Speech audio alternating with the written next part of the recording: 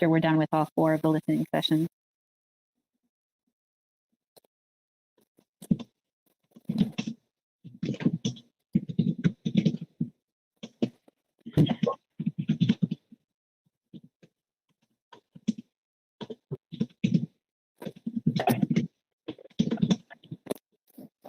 And then, John, just because I think you may not have heard this part, we will, after we get done with kind of the first 20, 25 minutes of what's more of a presentation from Matt and I, we'll run through each of the panelists. I think Barb is up on deck first, and then we will we'll read down that, but basically ask you to kind of introduce yourself, quick background, and then kind of dive into your hopes for the water plan update.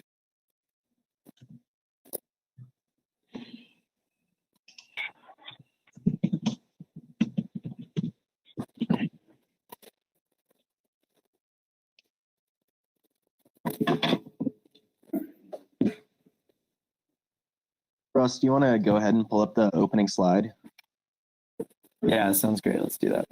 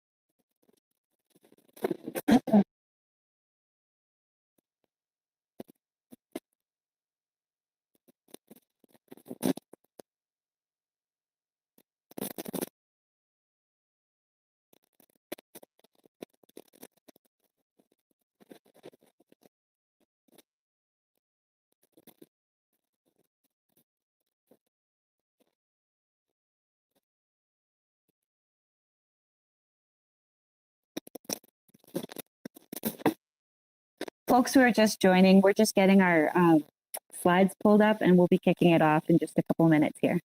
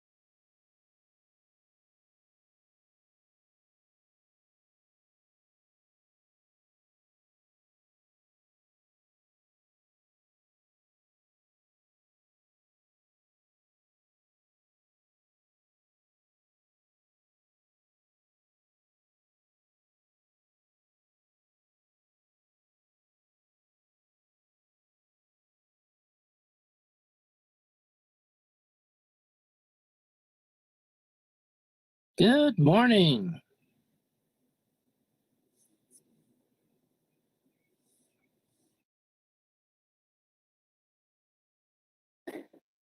We're getting our slides pulled up and it'll just be a minute. Thank you so much for waiting.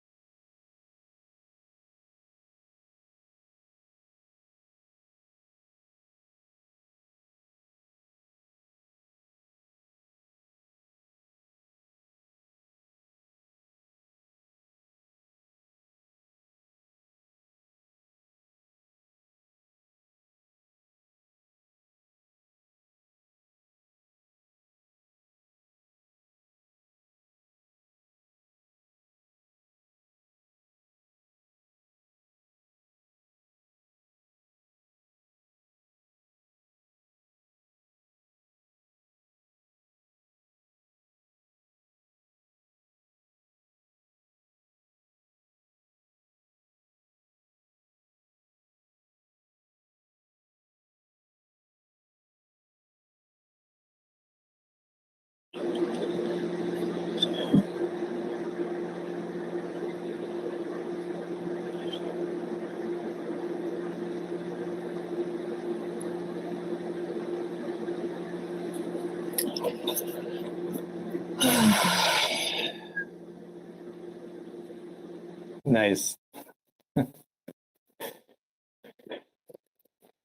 All right, guys.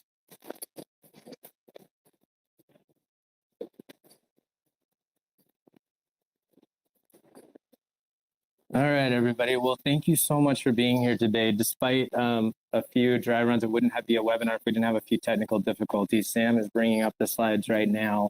I will go over a few quick kind of background details here, but the game plan for today is really to bring everybody up to speed on where we're at in the process of updating first the basin implementation plans and how those feed into the water plan update, along with the great feedback that we're hoping to get from you all today.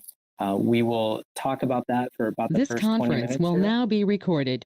And then we are going to move forward with a panel discussion. We've got a great list of panelists here for you today, and we will let them introduce themselves right after that. And then we're going to have some open discussion. And that is obviously going to be a little bit of a challenge online, but we're hoping to utilize that chat function primarily, and then we will open up some time at the end for the phone. So with that, we'll go ahead and try to make up some time and dive right in. Click next slide. So first, I wanted to say a quick note of thanks. I know that all of us are struggling with any number of things that are happening around the world and in our communities. And with that backdrop, it's even more meaningful that we have such a huge list of attendees today. We have a huge water community that's very involved in this process, and we're extremely grateful for that. These listening sessions were developed in the spirit of hope and finding common ground. And we're building on that rich history of collaboration that really is the foundation of the water plan.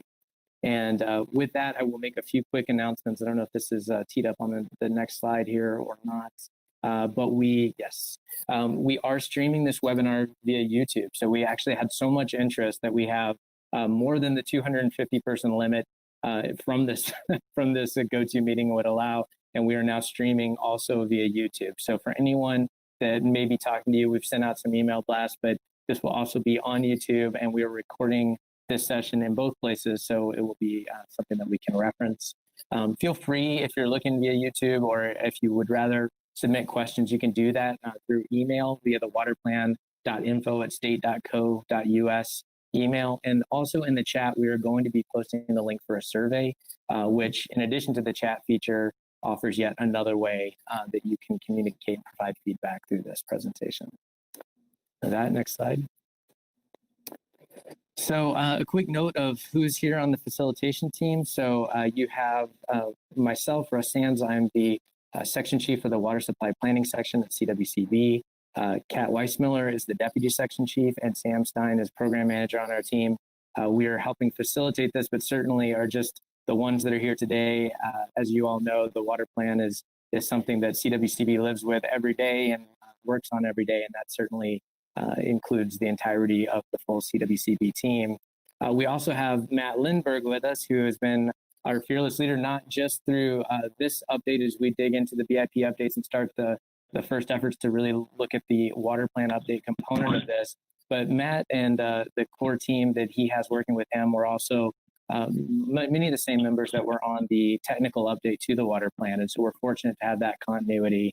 And it goes without saying that, Matt and his team are providing a lot of support. There's also some basin specific support that Matt is leading with subcontractors, or what we've called local experts, that are working within each basin. So you've got the team here on the phone, but there's certainly a much larger group, including all the roundtable members and many of the stakeholders that have already provided input to us that are really building this effort moving forward. Next slide. A few quick ground rules, and there's been a few sounds, but all attendees are going to be muted, and we will kind of be actively keeping that mute going through this process. You can use the chat to ask questions or make comments, as I noted, and there's also those other formats, again, the survey, or if you would like to email us. Please be respectful with comments and questions. This is a listening session, and the idea here is to really explore concepts and ideas that we have, and we expect to have a range of those. And as has already been, I think you heard the ding come on, and then also via YouTube, this session is being recorded, and we hope to also keep a record of that chat log. Next slide. So to talk a little bit about where we're going, it's helpful, I think, just for context, to talk quickly about where we've been. As you know, when the basin implementation plans first came out, and the water plan first came out, a lot of that foundational data was built on SWASI 2010, Statewide Water Supply Initiative. And some of the data in that was even predates 2010 in terms of timing. So there's this kind of history, really, was the first effort that kind of taught us that these three elements kind of go hand in hand. You have the data component, you have the basin and project component, and then you have the kind of larger roll up of that into this with a kind of the policy piece as well into the water plan itself. In 2017, we did a document called Ripple Effects that really was the first look at kind of what's the progress we've made since 2015 on the water plan. And that highlighted a few things for us. One is Ripple Effects is about a 78-page document where the water plan is 500 plus pages. And so the brevity and the appreciation for that brevity and maybe it being more accessible was a constant point that I think we've heard echoed as we move forward. The other thing is just as you're putting together, a document that's looking at tracking progress and tracking projects, it highlights some of the gaps that we may have in our ability to fully do that. And so really looking at data gaps and projects better with an eye for the future for us. Next slide. So also in 2017, we had the technical advisory groups and the affectionately called the tags. The tags helped us to really flesh out some of the methodology as we were looking into what was at the time going to be the Statewide Water Supply Initiative update. And we kind of got some good input, especially as we were thinking about how we would use the 5 scenarios in the water plan and what we needed to really key into. And probably many of you on the phone and some on the panel were involved in those efforts as well. We also in 2018 did a roundtable roadshow. We really tried to hit all the basins, in fact, multiple times, talking about what was kind of unfolding in the update process. And in 2019, and actually end of 2018 through 2019, through summer of 2019, we had an implementation working group that was made up of 3 members from each basin, some from a roundtable, some from IBCC, that helped us. And one of the things they helped us is, again, thinking about this, the updates in the context of the water plan and really understanding that the technical data, the basin plans and the projects in them, and then the comprehensive policy piece all roll up together and are really a coherent piece. And so with that in mind, the Statewide Water Supply Initiative was affectionately rebranded as the Analysis and Technical Update to the Water Plan, really kind of setting the stage that was the foundation and backbone technically to what the update to the water plan would look like. I will note that we got 100% consensus from that implementation working group on the direction moving forward. And that was largely framed up of, what does a basin implementation plan look like? What are the things that we should be considering for the water plan update? And those things are codified in section 5 of the technical update that you can reference as you like. Next slide. So out of that effort, a few things came. 2 maybe foundational efforts were really just setting up this process to have a general contractor and local experts. Again, this kind of subprime relationship and having those local experts embedded in each basin. Key to that approach was really understanding that basins had given us the feedback of, and I think even internally we had some feedback of using the grant making process, pulling money out of WSRF accounts, especially when those would be preferably used by basins to fund projects, was not ideal. And so we went to first our board and the legislature, and really grateful, especially now with the economic situation, to receive that funding to help fund this effort. And the other pieces that really came out of this, I think, there's several. And again, in section 5, you'll see quite a few listed. But if I boiled them down, there were really 3 clear mandates. 1, a mandate to streamline the process, to ask the question, does it always have to be this hard? Are there ways that we can do this and simplify? Can we, really line out our methodologies and get things in place to do this in a quicker fashion moving forward? This, I think the idea of shorter documents fits in here. There's also this, we want to focus on projects. We want to implement. We've got a little bit of planning fatigue. So what is this really needs to be adding value. And part of that is supporting, 100% of that really is supporting projects in basins by getting better data, especially around cost and yield, that can then go into really supporting and justifying those projects and having accurate numbers to both ask for dollars, but also to reflect yield and maybe even be able to model some of those projects. And then last but not least, but to dive in and really unpack the methodology, especially as it pertains to the scenarios and the technical update, and really giving roundtables and stakeholders a greater level of access and understanding than perhaps they felt that they had with the SWASB 2010 effort. Next slide. So this is the process, that three-part kind of cohesive process. And right now we are smack dab in the middle of the basin implementation plan updates, really kind of just working with the roundtables to get first their local experts on board and then really start to work on work plans, which Matt's going to talk about a little bit. And now we are really bringing in this element of the water plan update with this first listening session today. And this is really born on the back of just understanding we have a lot of stakeholder interest that may work with roundtables, but may also work outside of roundtables that want to know and have a little bit greater clarity of what does this process look like and where can they provide input. So I would just note the timelines. The tech update was released in 2019. The basin implementation plans are set to be completed at the end of 2021, and the water plan update is set to be completed in 2022. Next slide. So I will, I think this is my last slide before I hand things over to Matt, but thinking of these kind of on-ramps where stakeholders can have input. We have shown Gantt charts in the past, and if that's helpful to look at in detail, but I think on a larger scale, it may be helpful in just thinking about these as a few buckets of time. Basically, this first bucket of time is the near term. What's going to happen, over the course of this summer and through the end of this year. And those are really the decisions that we need to have some certainty around that are going to impact the scope of what we're doing.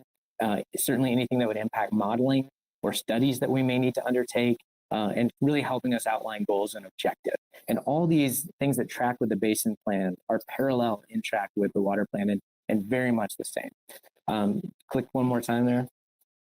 So this next piece, the next time bucket, if you will, it really starts now, but continues more through that a full year from now, looking out through maybe the beginning of summer of next year. And those are really the kind of bigger decisions around projects and getting better project data and refining that, aligning out the strategies and digging in on metrics.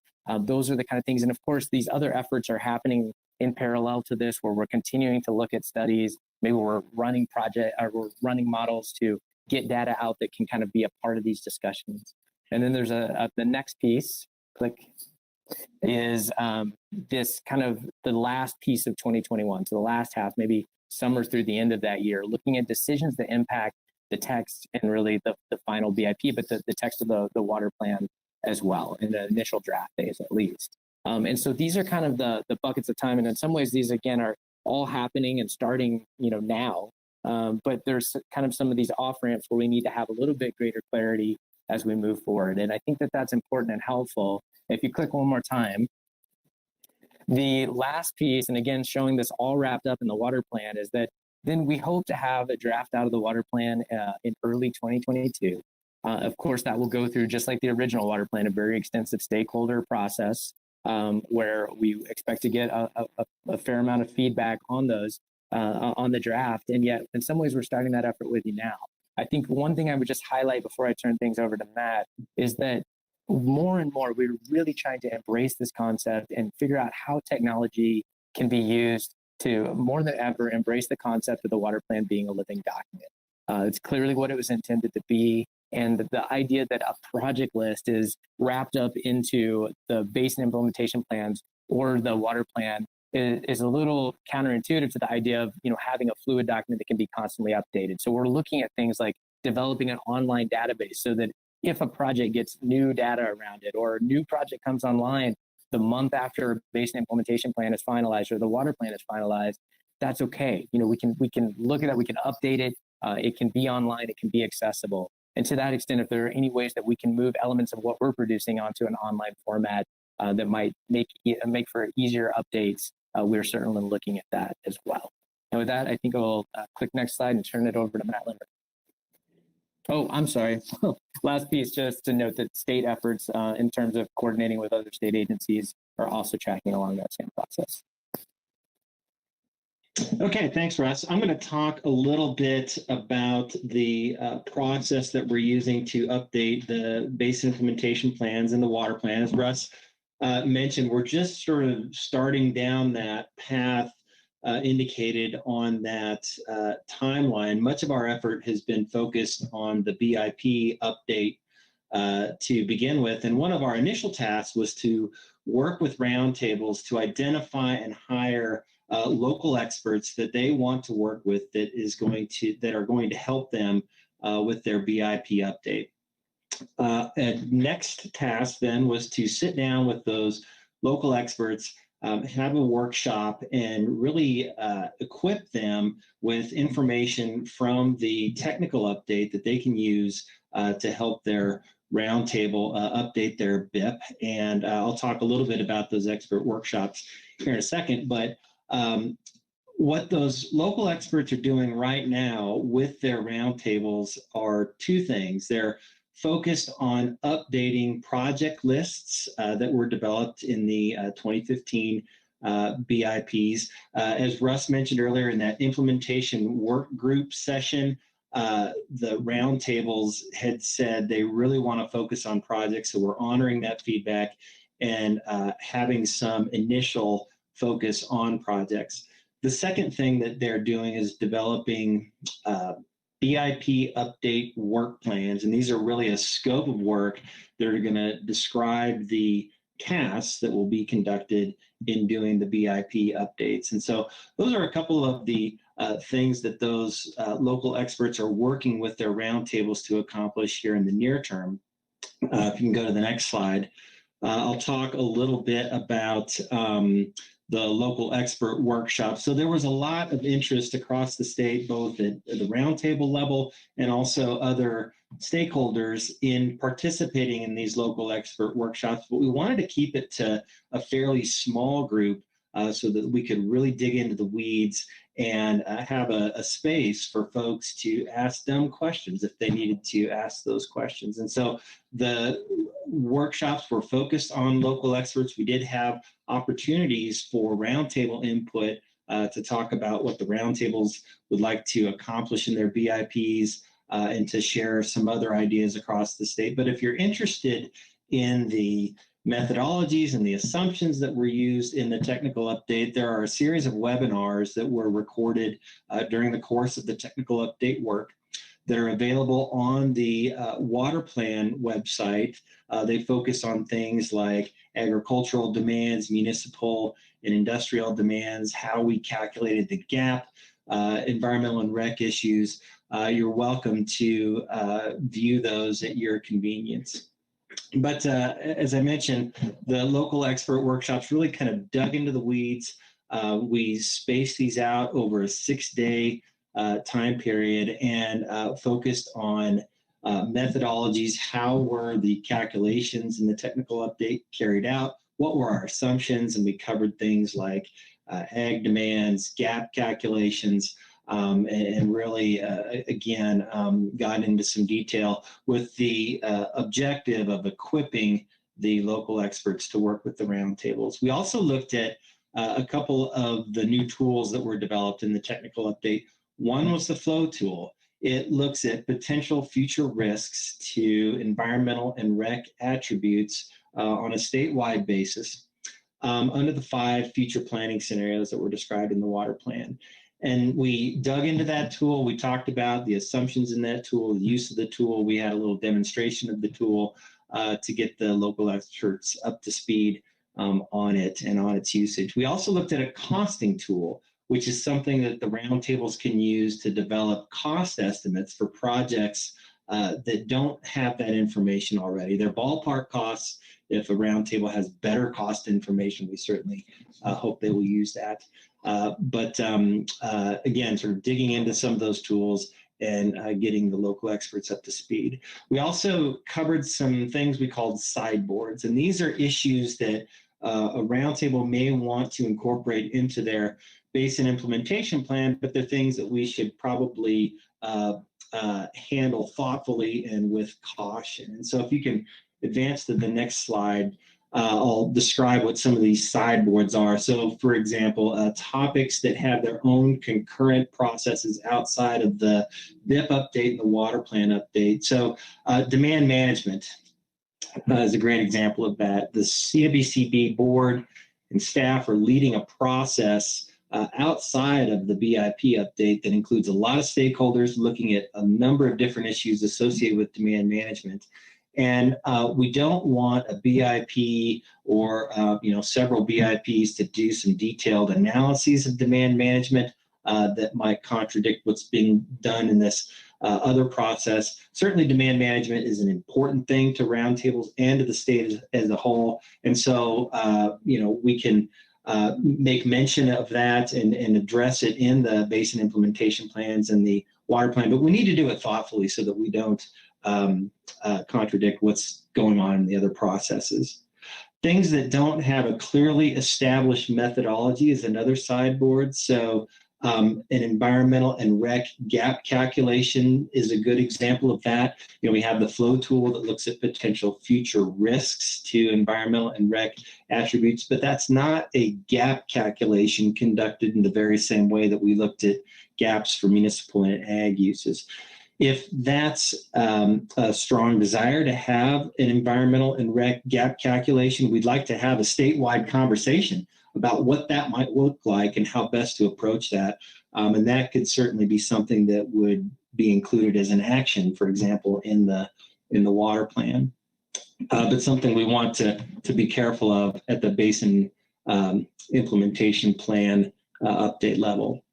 And then finally, things that may create legal conflicts. Perhaps doing an analysis of a compact call on the Colorado River Basin is a good example of that. Kevin Ryan has been talking with folks about the uncertainties and unknowns associated with how a compact call might occur and what we might do, and if that even ever happens. And so we don't want one or several basin implementation plans to make some detailed assessments of that when we don't really know what might happen in the future and might contradict what actually happens in the future. So those are a few examples of sideboards that we'll be thinking about at the basin implementation plan level, but these also apply to the water plan as well. And if you could advance to the next slide, I'll give you a little update on where we are with the water plan. We had a kickoff meeting, actually a couple meetings with CWCB staff in March, and we're running forward with 3 concurrent efforts.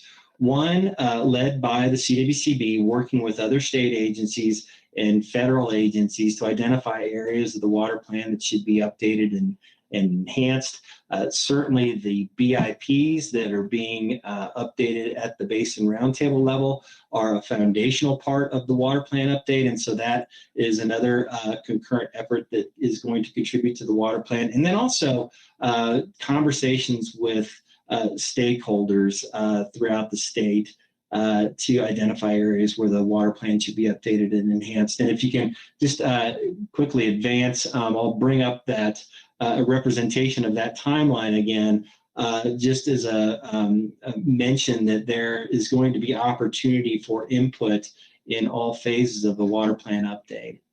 And so where are we going with this? A lot of the feedback that Russ mentioned that occurred during the implementation work group phase starting in 2018 is applicable to the water plan. And I'll just focus on one piece of that, and that's creating more streamlined and more easily updatable documents. So if you could advance the slide, we have kind of a vision of what the water plan may look like and also what the basin implementation plans can look like. So to make this more easily updatable, to make the documents more consumable, we'd like to split them into 2 separate volumes. So the first volume would focus on strategies. It would be very action focused. It would describe our current and new challenges. What are our strategies to meet those challenges? What are our goals and measurable objectives and actions that support those? What kind of progress have we made since the last iteration of the water plan or a basin implementation plan? And then we'll have a second volume that has content that doesn't change that much. So it's more of a reference, background information, description of our water administration and our interstate compacts, how water is generally used and what our basins look like. Those are things that don't change and that don't necessarily need to be updated every time we do a basin implementation plan or a water plan update. And so if you can advance the slide, then we realized to accomplish all this, we need to talk with a lot of different folks, and we're looking for synergies as we talk with folks. So as basins are developing their basin implementation plan updates, we're looking for common themes and looking for ways that the water plan can help advance the goals that are identified in the basins. As we're talking with state and federal agencies, we're looking for ways that they're working on water issues and how the water plan can help with that, and vice versa. How are they? What are they doing, or how can the water plan help advance their goals as well? And then in talking with other stakeholders throughout the state, leveraging their good work and their knowledge to enhance the water plan, but with a focus on the original water plan as well. This is an update to that plan. That plan had a lot of good thought put into it, a lot of collaboration. And so this isn't necessarily a ground up overhaul. This is an update to that water plan. So if you can advance, the update is going to consider all of this input, but it may not be able to incorporate all of it. So for example, we may have a study that a stakeholder is doing that, boy, they'd really like to have that included in the water plan and considered in the water plan. But that study is not going to be done for another 6 months or so after the water plan update is completed. How we might handle that would be to include a reference to that study and an action item in the water plan that it can be included at a point in the future. But our goal, obviously, is to make that bubble associated with the water plan update as large as possible and include as much input as we can.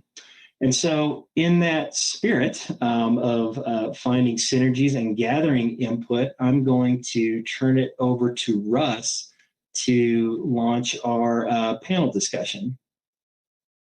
Thanks so much, Matt. And thanks to all of you for hanging through us with that and the early technical hiccups. I'm glad we're on track. And I will note that we've already gotten a few comments both through email and the chat that we will flag later. If people have to leave, we will do our best to kind of take tally of all these and really work to put together a list of all the comments and questions that we got and post those alongside the recordings of these sessions online on the Water Plan website.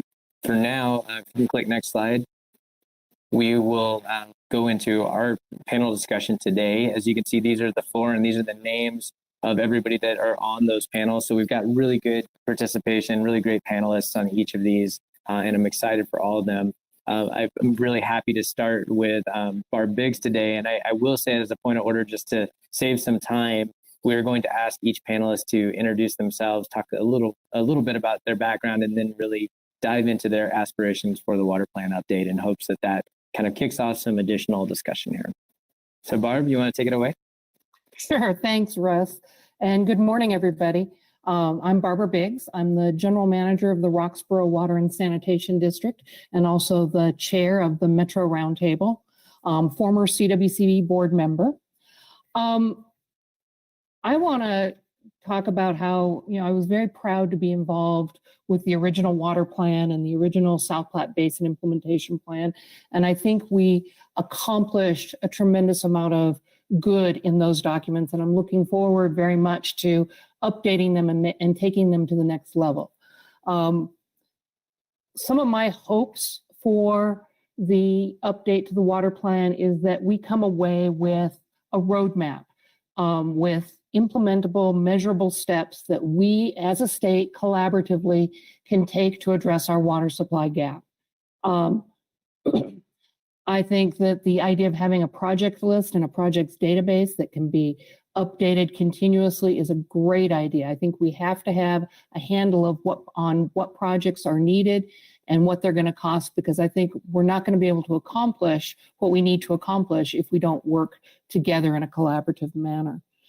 Some of the most useful aspects that came out of Colorado's water plan and the basin implementation plans, I believe, was collaboration. I think you saw a tremendous amount of collaboration within every basin and across the state between agricultural, municipal, and environmental and recreation users. I think it really gave all of us a great opportunity to think about how we can work together to support our economy, support our vibrant agricultural interests, and also support our environment. You saw projects come out of the water plan and the basin implementation plans like the South Platte Regional Opportunities Water Group that brought together all of those interest groups, recreation, environment, ag, and municipal, to look at creative ways that we can make use of the water that's available in the South Platte in a way that meets the needs of all of those various interest groups. Some of the challenges that came out of the original water plan were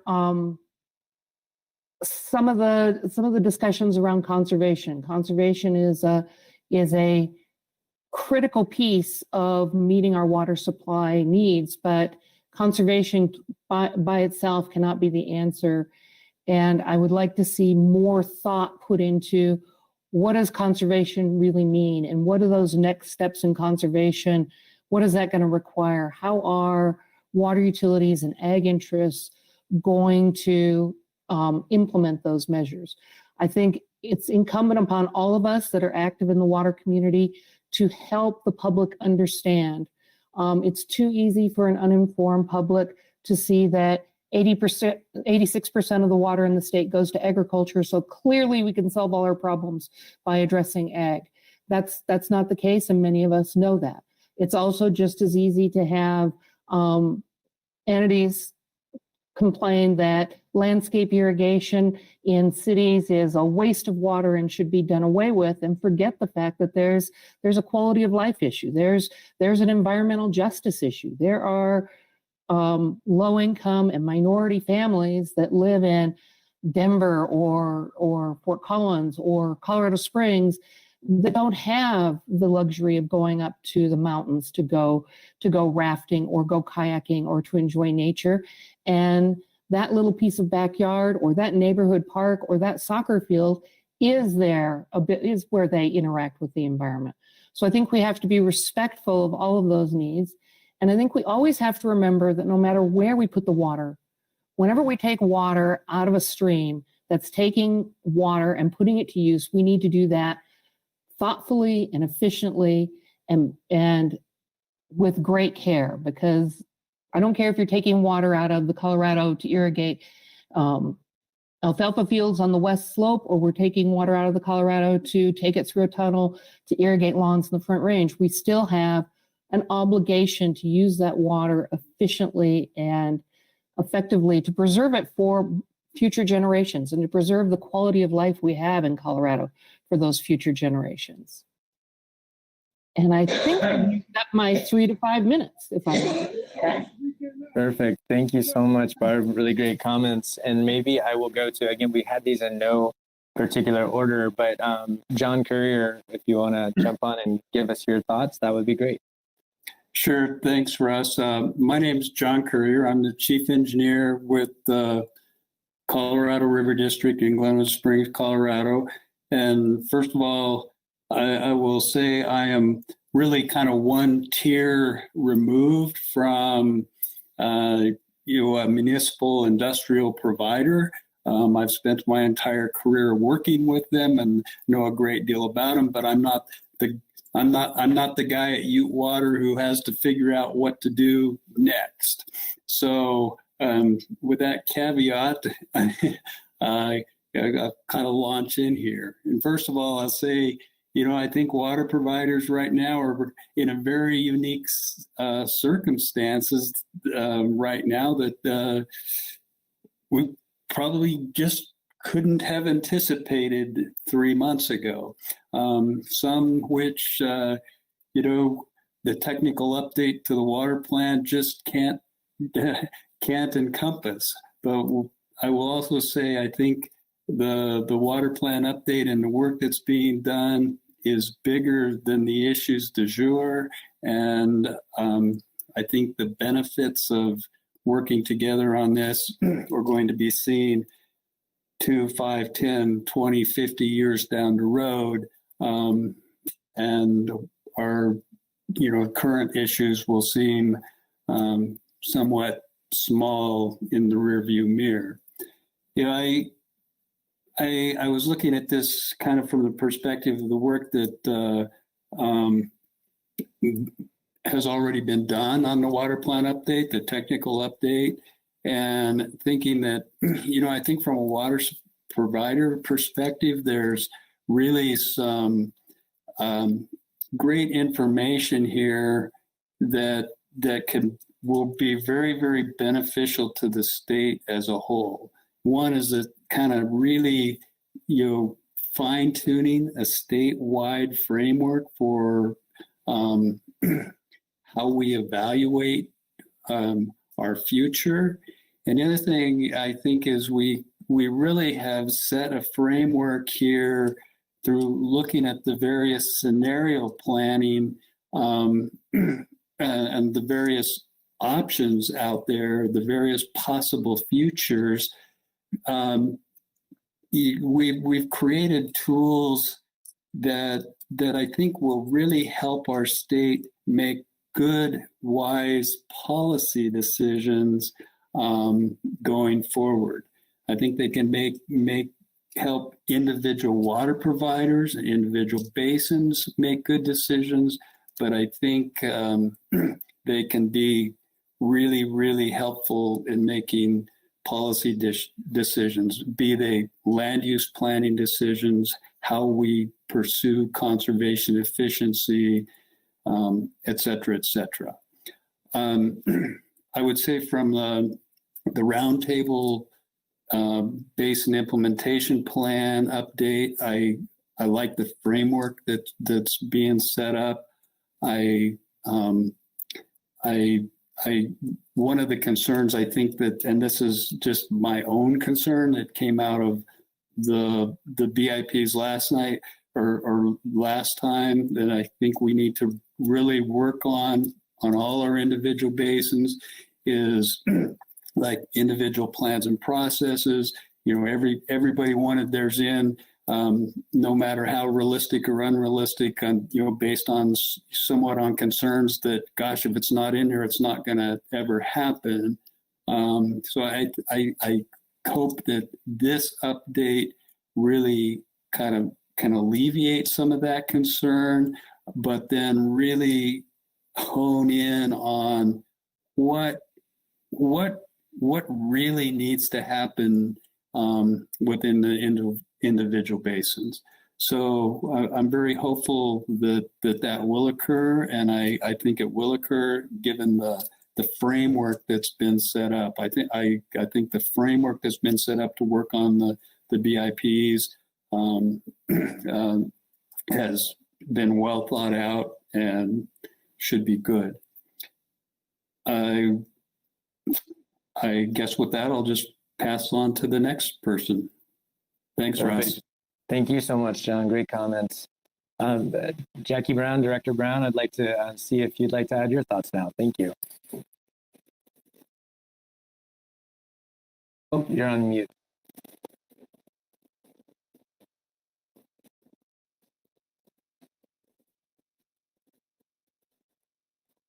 Can you hear me?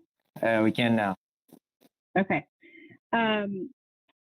My name is Jackie Brown, and I work for Tri-State Generation and Transmission Association as their water policy advisor. I also serve as the Yampa White director on the Colorado Water Conservation Board. So thanks for having me today. I suppose the thing that I'm looking most forward to is, like Barbara and John, seeing the costing tool in action. I think it's really important for us as a water community to understand what the best projects are that make the most use of our resources and how much they cost in each basin. It will allow us to better lobby for money from our citizens and from the state as we move forward for implementation. So I think that's going to make a huge difference in how we are able to actually get these projects on the ground moving forward. And coming from a rural perspective, I think it's going to make a big difference in the basins that are able to rally around the projects that work for them and that they've prioritized through the many processes we've had in the state over the last decade. So I'm looking forward to that.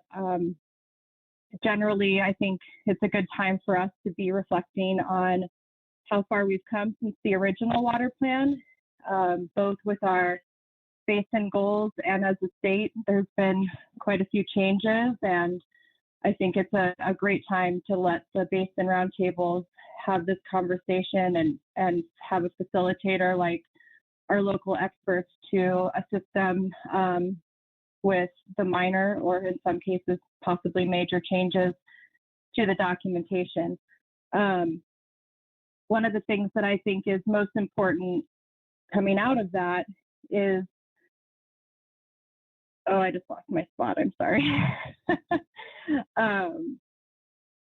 is one of the most useful pieces of the water plan, which I think has really been that there is one. So from an industrial perspective, it's always good when you can have a public process go through for water planning document rather than have a legislatively created planning document. So very appreciative that the initial water plan in the 2013 through 15 era allowed us to make comments and to dialogue with staff and their contractors. That made a huge difference. I think it made people feel like they were involved, that they were heard. Certainly did for my company, so I really appreciate that. Also, stepping back is from the industrial perspective as well, is that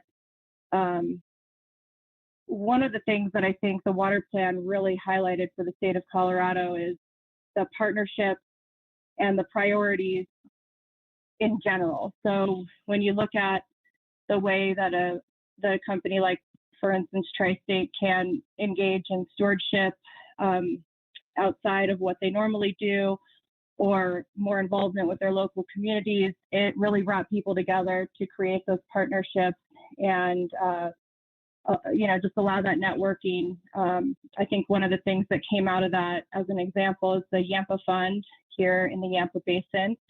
And that was, a direct impact of the water plan being created and the goals coming out of that. We locally with the Nature Conservancy and many other organizations and water users were able to create this great fund to help support projects that really are based on the needs from the water plan.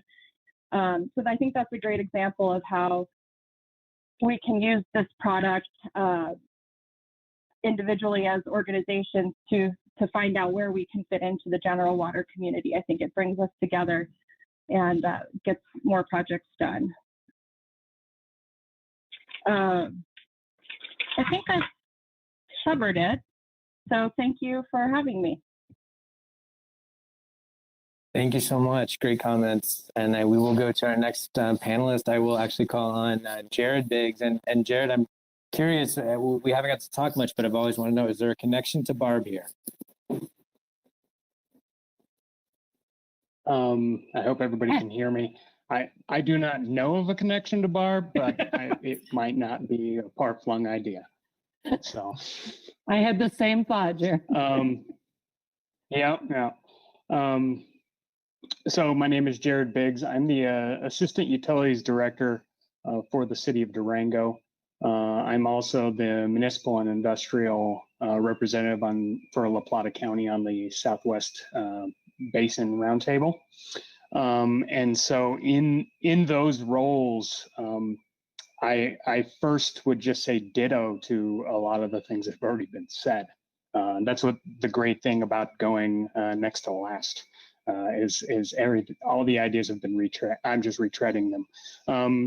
But a couple of the ideas I really think are important for our particular municipality, I think things that our basin considers. One thing I went back and I read, and one of the Southwest Basin goals is to balance needs. And balancing that need to some of the ideas that John started to hit on. Balancing need has been interesting currently to be resilient in terms of our current COVID crisis. For a municipal user like we are, it immediately jumps to, how do we just immediately treat? How do we make sure we are conserving or protecting our supply? But I think the tools that are being built with the plan have to have a concentration and a way to crack the nut a little bit about that long-term resilient effort and balancing needs across that. So I think the framework that's being put together, it's already been said in the comments a little bit, and I've heard at our roundtable, the ability to measure, to quantify value out of some of these projects is going to be pivotal to improving our processes. And also having some agility of this, because I agree that the original effort, just like anything, if your project wasn't put in the plan, everybody's concerned that it's not going to get done, it's not going to get funding. So demonstrating the agility, so we aren't just adding for adding's sake, is going to be important. And that way we can show really great progress through our BIPs in each one of the basins and moving that ahead. I would say, again, to some of Barb's and other statements, stewardship is critical. And from a municipal perspective, some municipalities, they don't quite have the same societal value on that stewardship. And it does take all kinds, but weaving that into these updates is going to be important because, as Barb said, the conservation piece is critical to the future.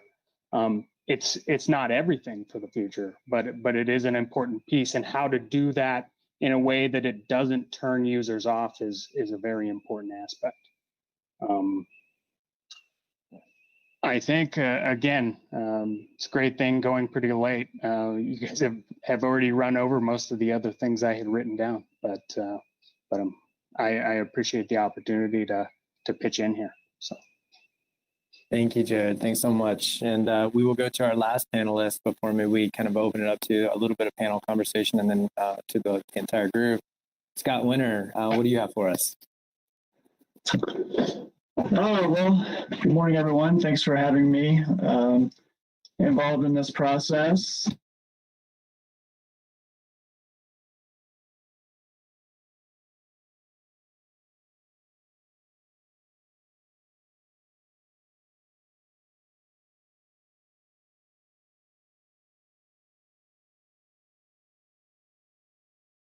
God, I think you might have frozen up there. Is everybody else seeing that?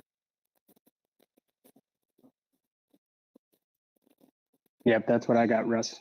Okay. So maybe, Scott, you look like you're frozen there for a second, and we're not catching the audio too. So we may actually just pull on a thread of one thing that the other panelists had discussed. I think it got brought up by around demand. Oh, there you go. And so, am I there? You weren't, and now you are again.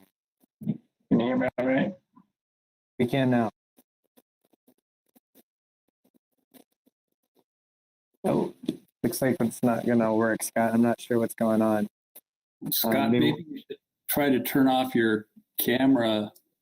Maybe you have a little more bandwidth that way.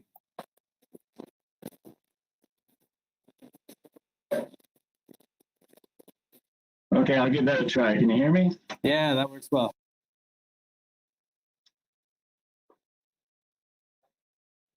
Is that working better? I Yes, sir. apologize for that. It seems like everything was working fine up until about 2 minutes ago.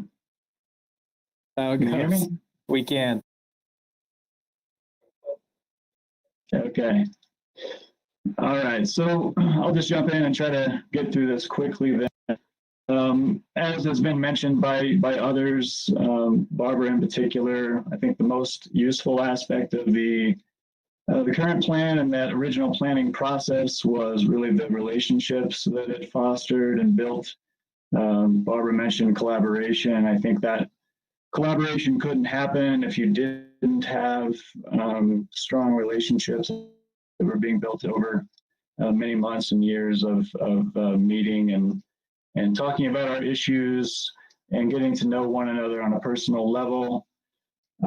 I think many important conversations were started that needed to be started and had for many years. I think that was extremely valuable. The whole process helped illuminate and clarify the nature and scale of the challenges we all face, not just the supply gap, but also the legal hurdles and all of the uncertainty associated with long-term planning. So I think getting everyone together and talking about all of those huge challenges that we face in different ways was extremely helpful. I think for me, from the conservation perspective, one of the most important things was really just having clear goals established in the plan. So the conservation goal, for example, is extremely helpful to have as a reference point to go back to when we have discussions with our internal leadership and our local leaders, our board, when we're trying to implement new conservation programs. So those goals are extremely helpful for us in managing water day to day and year to year. So moving to hopes and dreams for the update, I think if the CWCB and its staff could be in a better position to consistently contribute to, facilitate, and support problem solving and progress, I think that would be really helpful. Obviously, it's challenging for the CWCB to be in a position to advocate for and contribute to and support projects. I think the more we can do to make sure that is one of the roles of the CWCB would be helpful. We could be more consistent, I think, in moving toward achieving these goals. I do think, in some ways, a lot of this happens outside of the plan itself. So one example where the state has really been helpful on the conservation side is in regard to addressing distribution system water loss for municipal providers, providing very good technical assistance. And so some of these things will maybe come out of the plan, but won't be part of the plan per se. That's a good example of how that's happening in an ongoing way with the CWCB. As I mentioned, of course, building relationships, fostering the relationships is really important. I do think, however, some of the structures that have been put in place, with the smaller committees and working groups sometimes can marginalize other voices in basins or across the state where maybe more good ideas could be brought to the table if more people could be included in these conversations. So I think sometimes I know it's challenging to have too many chiefs and not enough Indians in these processes, but if you could somehow bring in more ideas in these areas, it would be really helpful.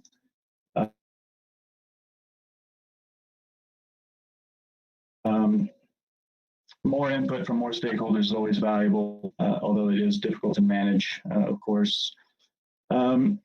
Innovation, I think, will be an important thing to really try to facilitate more of moving forward. You know, I think in some ways we're victims of our own success, or at least the success of our predecessors.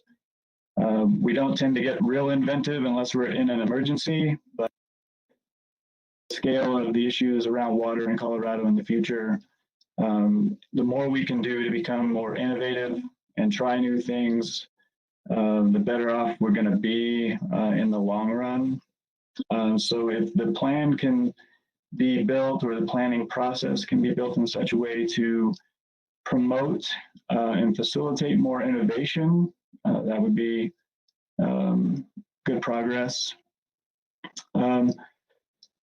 Obviously, you know, we need to understand the enormity and complexity of our future needs.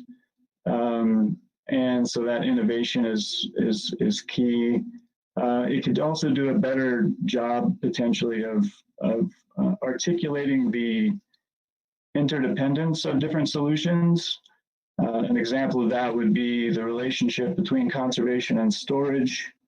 I think sometimes there is a misconception that conservation and storage maybe aren't related. Conservation may not be viewed as a source of supply by some folks, but in reality, if you don't have some place to put that conserved water, then it's not going to provide benefit, or at least the benefit in the place where it was planned for. So I think that's really important for the plan to articulate and clarify some of those relationships. And I think it can do a better job potentially of supporting proposed solutions, particularly those that are would allow for more flexible implementation options around ATMs and other IPPs. I think flexibility, we talked about resiliency, projects with multiple shared benefits, anything the plan can do or the CWCB can do to really support those, move those forward in a more progressive way that might be really helpful for getting things done that have been really challenging to get done in the past. And finally, I'd say that the data that we're using now to support the plan update is vastly improved from what it was in the first plan. You know, the SWASI 2010 data on the demand side. I think anyone who was involved with that knows that there were a lot of weaknesses with that data. I do think that we've made a lot of improvements there, but anything we can do to continue to improve the quality of the data that really makes up the foundation of the plan would be extremely helpful. And that's all I've got. Great, Scott, and thanks to all of you. I think we're going to open it up here, maybe first having Kat and Sam read through the chat and then opening the phone lines. Before we do that, I do want to pull on at least one thread that I think a few of you brought up, and to the extent that you can all turn on your cameras if it doesn't cause issues, that would be great. But this idea, I like the way Jared put it, of agility, and it's something that on some level I think that you each mentioned, and maybe I will direct this to you, Director Brown, but I know we've had conversations similarly that there was an impression, I think, that was perhaps wrongly held, that if a project didn't make it onto the project list or the IPP list, that it wasn't going to get funded. And certainly the whole entire idea around creating a more online, adaptable, I'll use that term, Jared, agile database would be to be able to have some flexibility in adding new projects when they come on, or perhaps allowing a basin to reprioritize projects as a new need maybe emerges that causes that. So we are trying to build in processes to help basins have a common prioritization tool that would hopefully ultimately funnel into not just our own project database at CWCB that would be a very transparent database, but also even have some overlap and connection talking to our grant and loan portal that we're working on. Director Brown, I'm just curious to maybe ping you on this one, as I know you've had thoughts about this concept too and how critical it might be to make sure that we're getting good projects, not just every project under the sun. Yeah, thanks, Russ. Can you hear me? We can.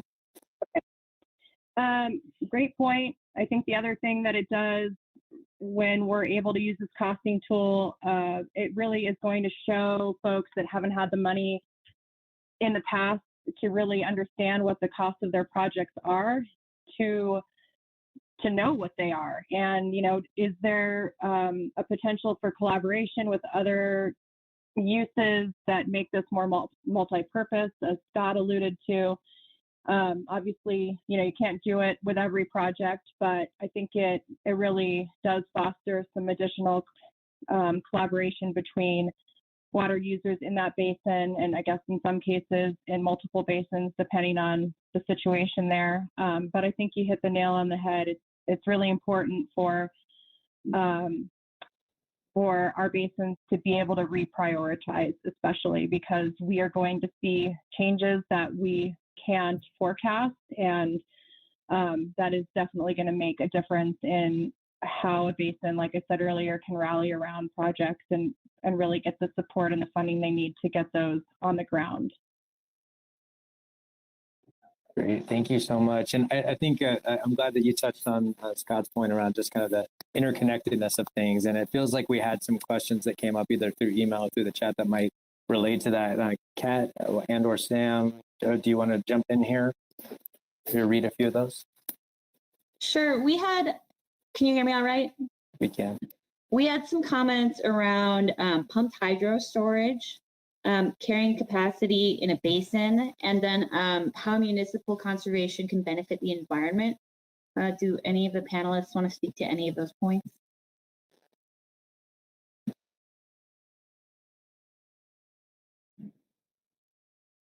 Kat, this is Barb. I think to the extent that municipal conservation results in water in a stream, it can benefit the environment, but then again, it's not, then that conservation, as I think it was Scott pointed out, then it's not helping you with your water supply. If you don't have a place to store it, you can conserve all you want to, but it's not going to actually augment your supply. And I also think it's important to remember that sometimes water conservation, depending on how it's implemented, it may benefit the environment of someplace else, but it may harm the environment if it's too drastic in another area. So I think it's, as most things in water, I don't think it's a simple, straightforward answer. Yeah, this is John Currier. My thought is that related to that question is all of these factors are keenly interwoven, and it's a balancing act between all of these different sectors, and the goal has to be to meet them all in the best balanced fashion. Absolutely. Oh, go ahead. Mind if I jump in real quick? From a municipal perspective, talking about conservation, if we're asking our customers to invest in conservation, they're the ones paying for those programs and that water. They really need to be the ones that benefit from it. So our system needs to be more reliable as a result. And so we need to make sure that any conservation that we're doing is really resulting in benefits for our customers because they're paying for it. So that's a really key issue for us as a municipal provider. Good point. Any other thoughts on the panel?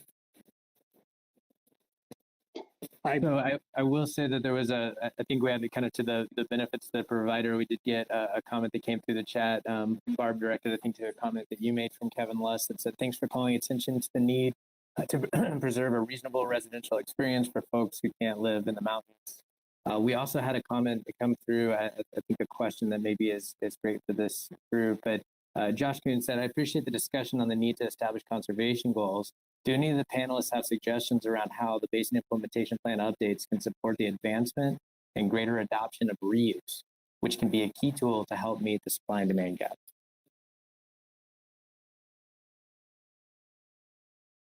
I don't want to be the one that, I don't want to dominate the conversation, but it's interesting that Josh should ask that question today, since Denver Water just released in their TAP newsletter. They just announced today that they've retrofitted homes in the Stapleton neighborhood with gray water systems to provide water to flush toilets, and they're projecting a 25% savings in indoor water use as a result, which I think is a great advancement. I think it's There's always, whenever you're doing reuse, there's always that tension between the benefits to our water supply from reuse and the safety of reuse. I think the technology shows it, but there's also just a need to demonstrate and assure people the safety of reuse. And also, don't forget that there are downstream impacts. You know, if all of the water providers in the Denver metro area, for example, who have reusable water were to reuse 100% of that water, there would be significant impacts on the lower South Platte. So I think we have to keep that in mind. The last thing I'd say is the Metro Roundtable at our May meeting just approved a grant to Water Reuse Colorado to support them in going forward with a stakeholder process with the state of Colorado, with the health department, to develop direct potable reuse regulations. And I think that's a process that we need to do now so that we have the regulatory framework in place when the technology is feasible in the state.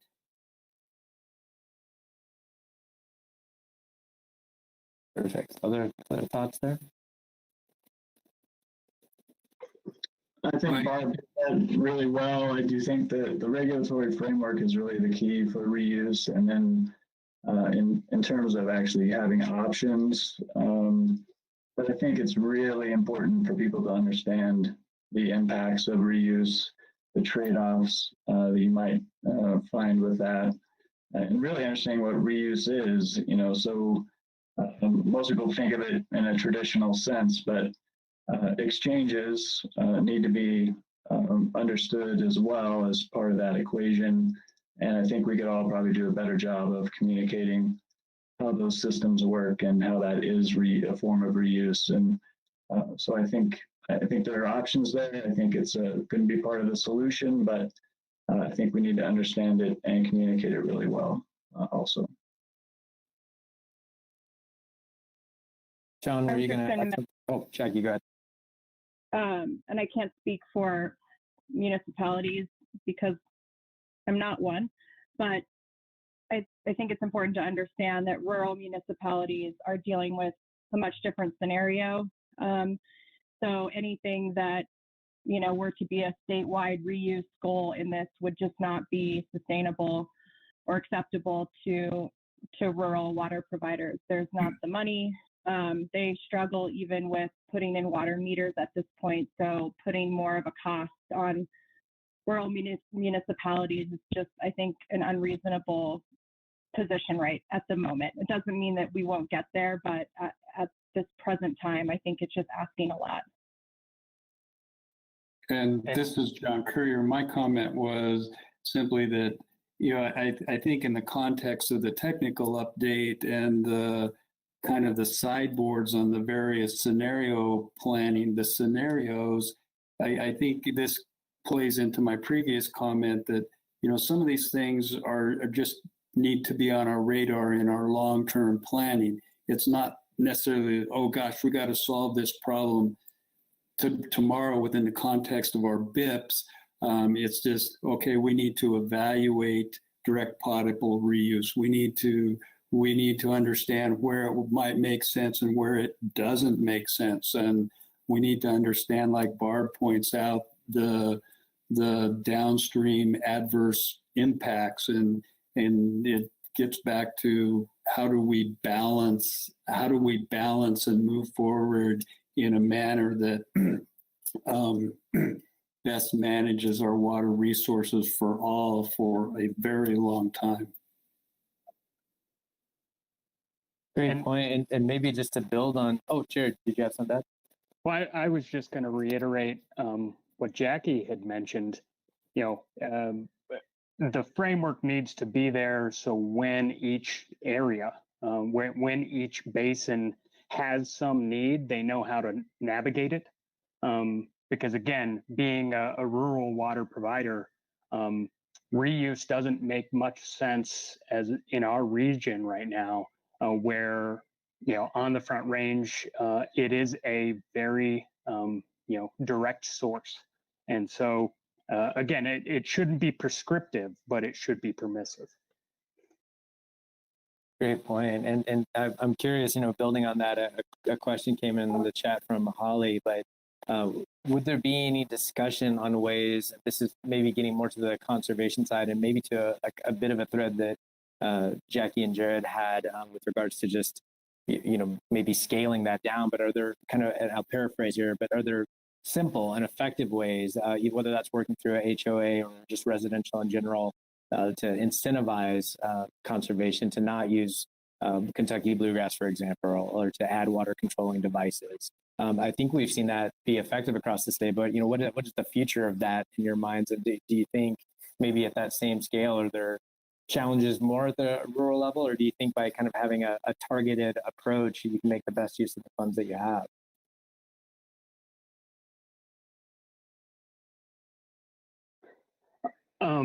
So at least for our part, conservation, it's that same problem that Barbara has already identified. Conservation without storage, it means what to me? What does it mean to my ratepayers? It's really just a stewardship that we're trying to carry forward, and doesn't pay a lot of dividends. So, as if I just put on my, very technical business hat, conservation doesn't make as much sense for me. But it is one of the things that kind of is a cultural touchstone in our area that people do want. So I've been able to navigate and look at a lot of very successful programs on the Front Range and start to just bite around those issues.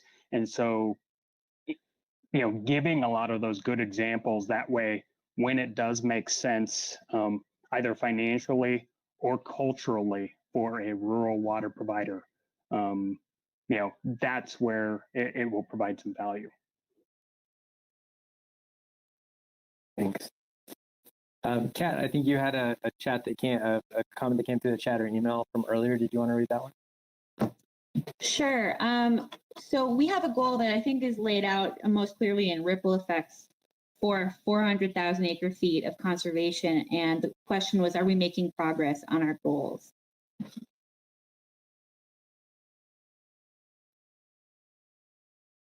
I asked Kevin Reedy that exact question a few months ago when he came to the Metro Roundtable. So I don't know. I think there's been lots of progress from specific water providers. I mean, I just mentioned Denver Water implementing gray water for toilet flushing in one newer neighborhood where it was feasible to implement it. The town of Castle Rock no longer allows new construction to have any outdoor irrigation other than a little bit of drip. So you're not allowed to put in sprinkler systems in new construction in Castle Rock. My district, I have ratepayers that paid a lot of money to secure a permanent surface water supply, and so that they have a vested interest, but they are good stewards. We do have some of the tightest watering restrictions that I'm aware of on the Front Range, and we've also used incentive programs like Garden in a Box to try and convince people to take out their bluegrass and put in low water use plants. I even did it at my own home so that they could see that if anybody is as incompetent at gardening as I am, could do it successfully, they could do it successfully. So I don't know that I have a good answer. I think we continue. I think all of the Front Range entities that I work with continue to try and be good stewards of the water. And water conservation is part and parcel of being good stewards. I would just speak from Colorado Springs' perspective. We are making tremendous progress, I think, locally. The plan has helped a lot with that. It also helps to have other providers all kind of moving somewhat in lockstep in the same direction. So in Colorado Springs, we have new watering rules in place that limit irrigation to 3 days a week at all times permanently. That's a new rule that just went into effect this spring. If you just look at our demands compared to what was in the state water plan, They're significantly down from what's in the plan. So we're definitely making a lot of progress. I saw one of the other questions that came in was with regard to landscape irrigation. And there might be some areas where landscape irrigation is still the majority of residential water use, but that is not the case anymore in Colorado Springs. It's only about 35% of residential water use, and it used to be about 55%. So we're making a lot of progress in conservation. We've got a lot more work to do, not only to save water, but to make sure that the vast majority of our customers are still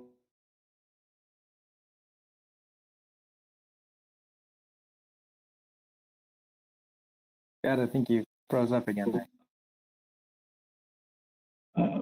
receiving the full benefits of our water supply. So we don't want a bunch of landscapes. Did you lose me again?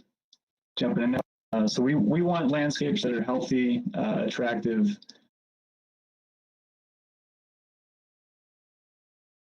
Good point, Scott. I think we captured most of that, and we have now just about 9 minutes left. I'm wondering, Sam and Kat, if we should open up. I know that it will be a little messy, the phone lines. There are a few extra questions, several that are coming through the chat and through on email as well. I'm getting notifications, but some of the questions I think are maybe a question that's also a comment or perhaps a suggestion that things should be looked at. We had a comment from Ed, if the update will include a plan to acquire water rights from retired coal plants so they could use, I think in this case specifically for compact compliance.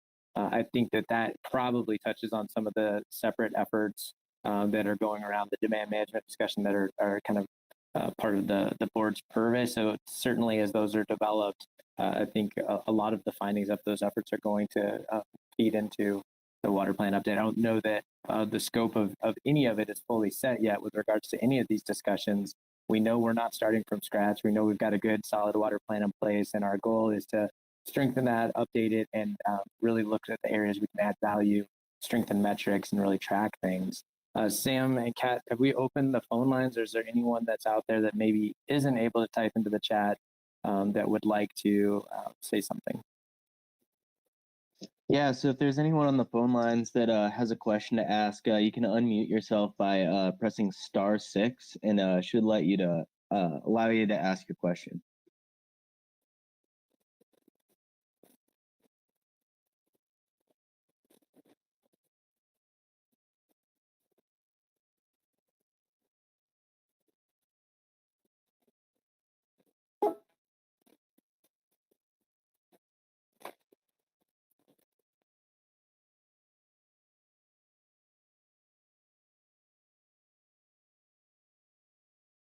So there is a comment, a couple of comments I'll just read since we don't have anyone jumping in on the phone line. But one of these is, in the spirit of the present conversation thread and acknowledging this is a statewide listening session, moving toward the water plan update, the wisdom of the basin roundtable process, including the BIPs and updates, is that the diverse geographies, resources, needs, and constraints unique to each basin can be recognized, studied, planned, and designed within broad statewide guidelines without uniform specifications applied everywhere.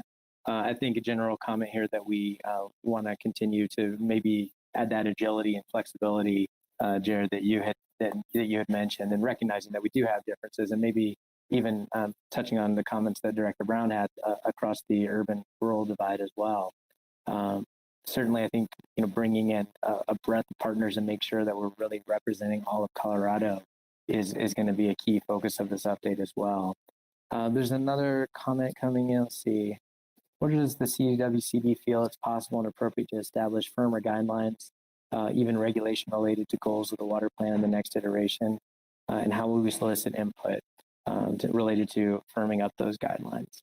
It's a good question. I think that this is the first foray into really kind of starting to have that conversation. We've had a lot of input around whether it's metrics and concern over how those would be set up. And again, I think the comment that was just made about allowing flexibility and yet having some firm guidelines maybe speaks to some of the comments Scott had of what happens in the plan and what happens in some ways outside of the plan as well, and what can be done through tangential efforts or additional funding.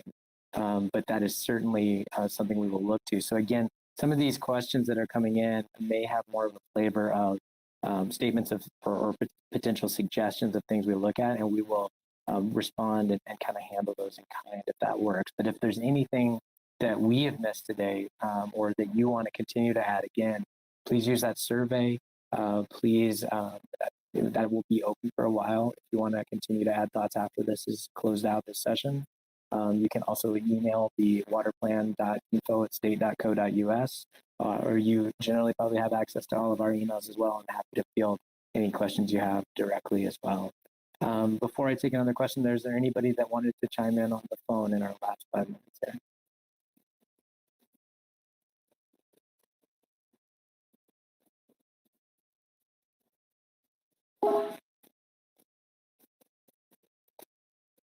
Guess one question I will pitch back to the board, just because I think it's a rich topic that's come up quite a bit. But a question of, should we protect Colorado's water from speculation?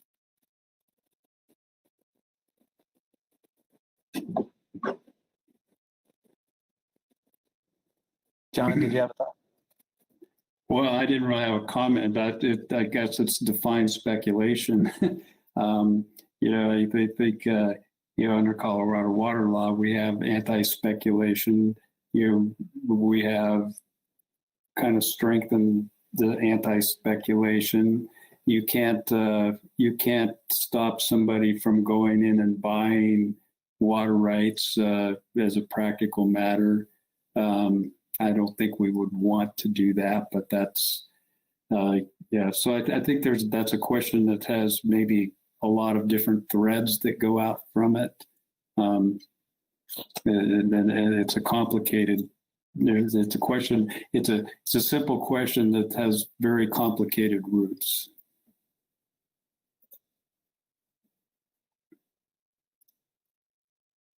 And there was a bill passed this past session to direct DNR to look at our water anti-speculation laws strong enough. So I think there could be additional suggestions coming out of that. I don't know that it's for the water plan to determine that, though. Great questions and comments. With our final 3 minutes, I think I will use that time. Matt, did you have anything else you wanted to add in on? I saw you pop up. Yeah, I just wanted to real quick mention Ed Millard asked if there's a document that lists all projects in BIP, IPNPs that have been conducted, or how this process is actually working. And Brett responded that roundtables are looking at those project lists. So the roundtables all have access to those project lists, and you can also in BIPs find those project lists. I also wanted to mention there was some discussion earlier about needing to take a thoughtful approach to reuse, because it could have impacts on the overall basin water budget. And I just wanted to mention that the technical update included a little study of that. And so there are some hypothetical reuse, different configurations, different types of reuse, and some discussion about how that could potentially impact downstream water supplies. And so I'd encourage folks, if they're interested in that, to read up on some of those different considerations. Check out the technical update.